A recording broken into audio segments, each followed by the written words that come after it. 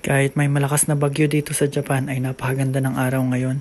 Inumpisahan na natin yan sa pagpili ng mga tamang choices ng pagkain. Kahit hindi ko palagi itong kinakain, sasampulan natin to. Salad, green tea at konting biscuit. Solve na tayo dito sa almusal. Magpapakabit pala kami ng aircon ngayong araw kasi grabe ang init ng summer dito sa Japan. Naisip ko kung ako nainitan na, paano pa yung baby ko? Siguro init na init siya. Dahil din sa init kung bakit walang bigas sa Japan kaya nag-export kami ngayon sa Thailand. Nag-enjoy din akong mag-gitara sa umaga habang tulog pa yung baby ko. Ngayong umaga ko ina-expect na darating yung aircon man kaya maglilinis na ako rito ngayon. Itong living room namin yung palagi kami nandito pero ito yung pinakamainit at yung walang aircon. Ito na yung magiging pang-apat na aircon namin sa bahay. Ganun yung may imagine kung gaano kainit dito sa Japan. Habang hinihintay ko yung aircon, naghugas muna ako at nag-aaral ng Japanese. Enjoy ko talaga yung YouTuber na nagtuturo ng Japanese tas ang reference niya yung mga galing sa script sa games. Nilagyan ko pala ng mas maayos na hilahan itong aming ilaw para ready na tayo mag-review ng trades dahil close ang market ngayong weekend. At ito na nga, inumpisahan na yung pagdidrill para mailagay yung aircon.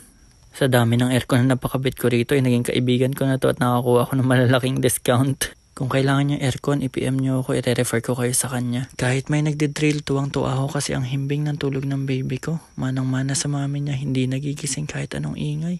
Habang hinihintay ko matapos yung aircon, syempre nag-workout na tayo. Ang titirahin natin ngayon ay yung shoulders. Ito talaga yung pinagusto kong mabuild, kaya lang ang hirap para sa akin. Back extension, kung may sciatica ka, super effective niyan. Hindi ka na magkakasciatica. Unting flex lang ng taba, day 2, tuloy-tuloy.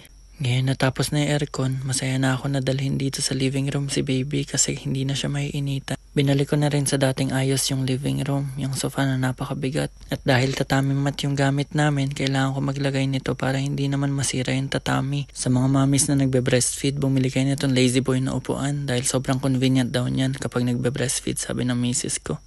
Nag-grocery na nga kami at bumili ng obento for lunch. Ito yung akin for today. Super balance niya kasi meron siyang rice, fish, pickled radish, egg, orenzo or spinach, tapos meron pang fish cake. Sa Japan, sinasabi nila bago kumain ay itadakimasu. Ang ibig sabihin ay thank you for the meal. Sa totoo lang, sa taas ng bilihin ngayon, parang mas sulit na bumili ka na lang ng mga obento kaysa magluto.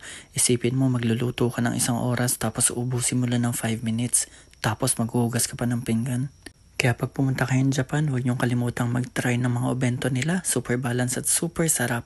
Ngayon, tapos na tayo sa day 2. Ang sarap sa pakiramdam na nagawa ko yung mga dapat kong gawin. Tuloy-tuloy lang tayo para sa ating mga pangarap. Moral lesson ngayong day 2 ay, alam nyo na, wala.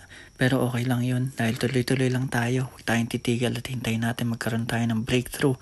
Dadating din yan. Trust the process ngayon, sabi nila. Yun lang. Bye-bye. Thank you for watching.